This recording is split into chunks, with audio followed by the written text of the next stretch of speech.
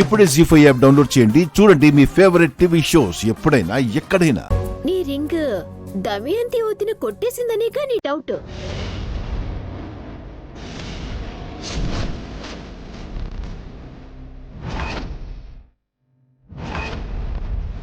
నీ కంటికి నేను ఎలా కనిపిస్తున్నాను వదినా?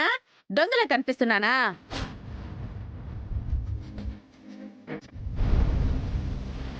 నా ఉద్దేశం అది కాదు దమయంతి.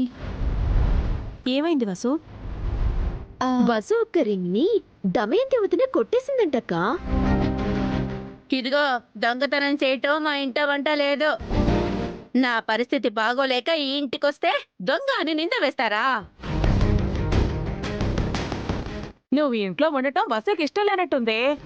అందుకే నీ మీద దొంగ అని ముద్ర వేసి నిన్ను ఇంట్లో నుంచి వెళ్ళగొట్టాలని చూస్తోంది.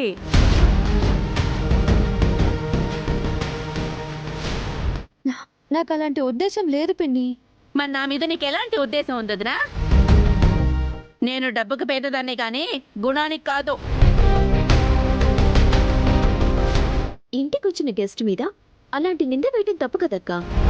నేను నింద వేయలేదు హారిక, రింగు గురించి అడిగానంతే. నేను హత్య చేయలేదు, కత్తితో పొడిచాను అంతే అన్నాడట వెనకడికి ఎవడం. నీ మాటలు అలాగే ఉన్నాయి వసు. ఊరికే వసు మీద నోరు పారేసుకోకండి పిన్ని.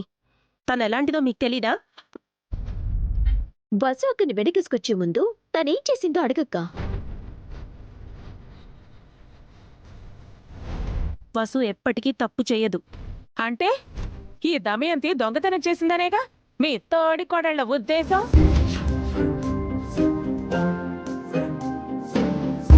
ఏంటిదినా మళ్ళీ గొడవ పడుతున్నారా? ఇది నా గొడవ కాదు వదినా, వసు దమయంతుల గొడవ. దమయంతితో గొడవ పడ్డవేంటి వసు? తన రింగ్ పోయిందంట పెద్దమ్మా. నేనే తీశానని వసు వదినంటుంది. నేను అలా అనలేదు అత్తయ్య, చూసావా అని అడిగాను అంతే. చూసావా అంటే తీసావానే కదా పెద్దమ్మ అర్థం. నీ కూతుర్ని నేను దొంగనా చెప్పు? ఏ రోజైనా నేను అలాంటి తప్పు పని చేశానా?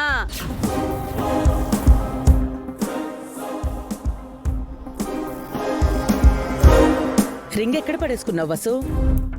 పాత్రలు తోముతూ రింగు పక్కనే పెట్టాను అత్తయ్య. అప్పుడే దమయంతి కాఫీ కోసం వచ్చింది. తను నా రింగు చూసిందేమోనని అడిగాను అంతే తప్ప తన మీద నాకు అనుమానం లేదు. అంటే ఆ టైంలో దమయంతి అక్కడుంది కాబట్టి తనను నీ రింగ్ గురించి అడిగావు అంతేనా? దమయంతి స్థానంలో పావనియో మీ అత్తయ్యో ఉండుంటే వాళ్ళని అలా అడిగేదానివా? నేంత మోపేదానివా? వాళ్ళని ఎందుకు అడుగుతుంది? దిక్కులేని దానిలాగా నేను ఇక్కడికి వచ్చాను కదా.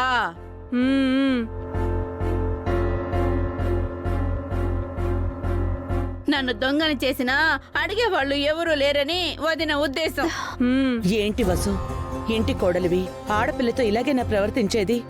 నీ వస్తువులు నువ్వు జాగ్రత్తగా పెట్టుకోవాలి గాని పక్క వాళ్ళ మీద నిందలు వేస్తే ఎలాగా?